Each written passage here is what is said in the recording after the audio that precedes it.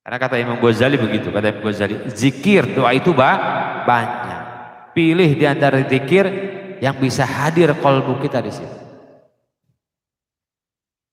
Wan Sa'ad bin Abi Waqqas, dari Sa'ad bin Abi Waqqas radhiyallahu anhu qala jaa Arabiyyun, datang seorang Arabi, seorang Arab kampung, Arab pedalaman, Arab pegunungan, ila Rasulillah, kepada Nabi Muhammad sallallahu alaihi wasallam.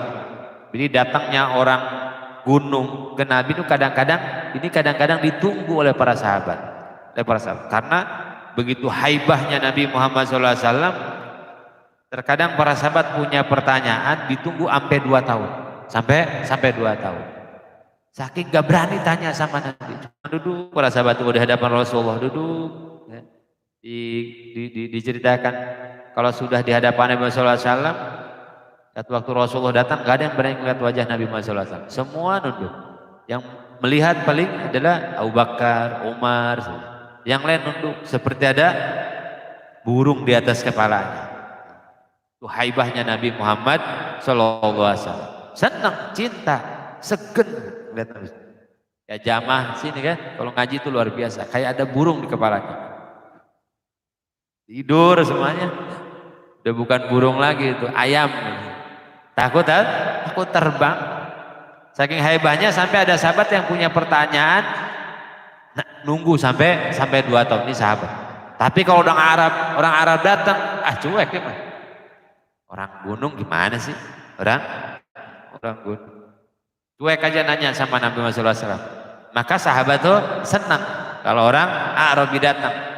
Kadang-kadang mewakili pertanyaannya. Mereka mah datang langsung nanya sama Nabi, ya Rasulullah, kapan kiamat? Itu coba pertanyaannya, kapan kiamat?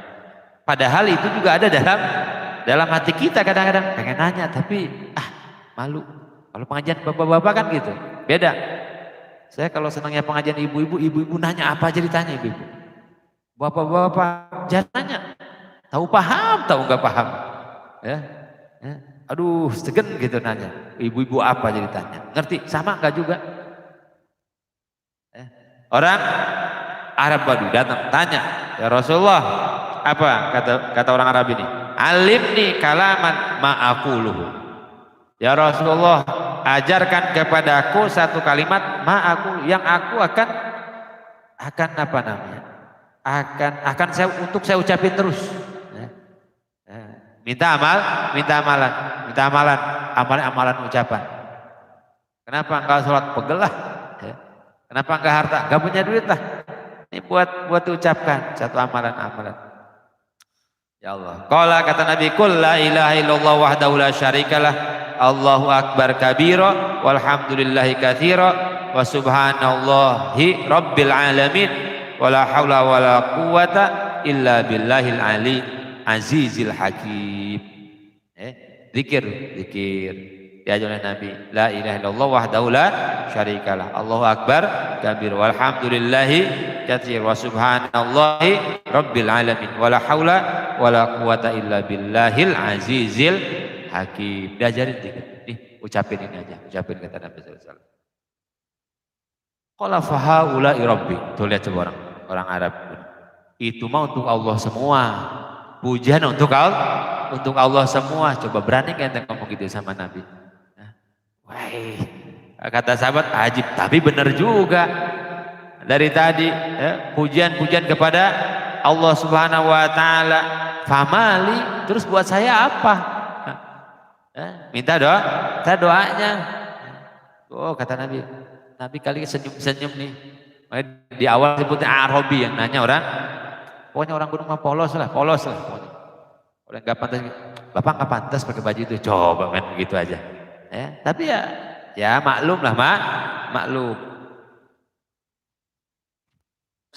Kata Nabi, famali, maka mana untuknya doa untuk saya. Qul, kata Nabi, Allahumma gfirli warhamni wahdini warzuqni. Habis itu doa panjang-panjang, zikir panjang-panjang, ucapin Allahumma gfirli, ya Allah ampuni saya, warhamni, dan rahmati saya, berikan kebaikan yang yang banyak. Wahdini, dan tambahkan hidayah iman untuk saya. Ini kadang-kadang oleng, kadang-kadang oleng. Ya Allah, kalau di pengajian mah niatnya banyak. Kalau pulang dari pengajian di sini isrok, habis isrok duha, nyampe rumah baca Quran deh. Kalau di pengajian tuh, nyampe rumah beda lagi. Ya, kalau di rumah anteng, ya Allah, sholat berjamaah, on time. Di tempat kerja payah oleng lagi. Ya. Kalau ada di kampung halamannya, alim luar biasa. Nah, begitu di kampung orang, repot. Oleh. Gimana nih? Wahdini, tambahkan iman, tambahkan hidayah untuk ya Allah. Warzuqni, dan berikan rizki. Karunia duniawi. Jadi di sini juga kita ambil kesimpulan atau ambil pelajaran hadis adalah zikir ini akan membawa kita kepada kebahagiaan akhirat juga duniawi. Minta dunia boleh nggak? Boleh, nggak ada masalah. Minta akhirat boleh, minta dunia boleh. Rezeki. Ya Allah, jangan kurang makan. Ya Allah, jangan kurang sandang. Ya Allah, jangan kurang pangan. Ya Allah, urzuqni ya Allah. Jadi orang-orang yang berzikir minta keselamatan, minta kebahagiaan dunia akhirat. Karena ternyata banyaknya orang soleh itu ketika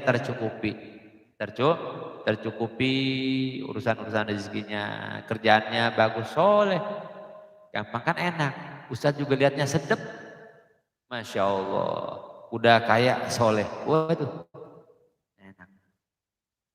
Udah mau melarat, gak soleh, waduh itu rungsep lihat itu. Maka kita punya kegiatan setiap malam Sabtu itu santunan 35 harus duduk, harus ikut ngaji. Para yatim duafa itu harus duduk sampai selesai pengajian, sampai selesai zikir. Ustaz Ubay tega enggak tega, karena lebih kasihan lihat orang yang kaya yang enggak taat. Lebih kasihan lagi saya melihat orang yang miskin, fakir, enggak taat. Mau gimana, kapan bahagianya dia? Di dunia belangsak, akhirat lebih belangsak lagi. Duduk. Kalau enggak datang, enggak ada cerita. Duduk. Sampai akhir pengajian sejam, zikir 1 jam, ngaji 1 jam, pulang dah. Pulang. Beberapa naik ke Ustadz gak bisa, dulu gak bisa. Minimal sholat isya bareng dulu terus. Karena kita pengen bahagia dunia akhirat. Kalaupun di dunia gak bahagia, di akhirat mah jangan sampai gak bahagia juga. Jadi boleh minta akhirat, boleh minta dunia. Tapi minta dunianya kalau orang soleh mah ya Allah, minta dibuka pintu dunia yang berkah. Minta dibukakan pintu dunia yang membawa ke surga. Bukan rizki, bukan dunia yang membuat aku lupa lagi kepada Engkau ya Allah. Na'udzubillah tsumma na'udzubillah. Bukan dunia yang jadiin kita sombong. Bukan ya Allah, saya tidak minta dunia yang akan menjadikan saya sombong. Ini kan sumber kegagalan. Sombong itu sumber kegagalan. Dosa itu sumber kemelaratan. Lisan tidak berzikir itu juga sumber gagal. Kata ulama 3 sumber gagal. Ya, 1 lalai, obatnya zikir. Ya, obatnya zikir, ini gagal. Yang kedua adalah sombong. Sombong ini sumber gagal. Siapa orang yang senang sombong? Bahkan orang yang sombong pun gak senang melihat orang sombong. Saya gak senang sama orang tuh sombong bener. Kita lihat ente juga sama aja. Orang sombong aja gak senang sama orang sombong. Siapa sih orang sombong? Orang yang melihat orang lain kecil. Orang yang melihat orang lain rendah karena sesuatu yang dia punya. Alat sombong tuh bisa. Alat sombong tuh hati-hati, tidak seluruhnya. Alat sombong tuh 3. Ini iman. 1 adalah harta, yang kedua adalah ilmu, yang ketiga adalah ibadah. Bisa jadi 4. Yang 4 adalah keturunan. Ini alat sombong. Keturunan bagus, sombong. Makan gak main, beda kasta. Ya, cuma sudra itu. Gitu ya. Yang kedua bisa jadi harta. Ingat orang rendah banget. Rendah banget. Kenapa? Oh, beda. Beda. Kita yang gajinya 3 digit beda. Sombong. Ilmu juga bisa bikin sombong. Lihat orang lain kecil. Bodoh semua di situ mah. Kita mah beda kelasnya. Yang kepada hati-hati juga ibadah. Orang ahli ibadah pun gagal gara-gara sombong. Orang ahli dunia gagal gara-gara sombong. Orang bangsawan pun gagal gara-gara sombong. Yang ketiga sumber kegagalan dosa yang ada pada diri kita. Kerak dosa itu bersihin terus. Dihajar terus dengan sholat berjamaah, dengan zikir, dengan ngaji terus. Biar hilang nih faktor-faktor kegagalan hidup. Ya Allah.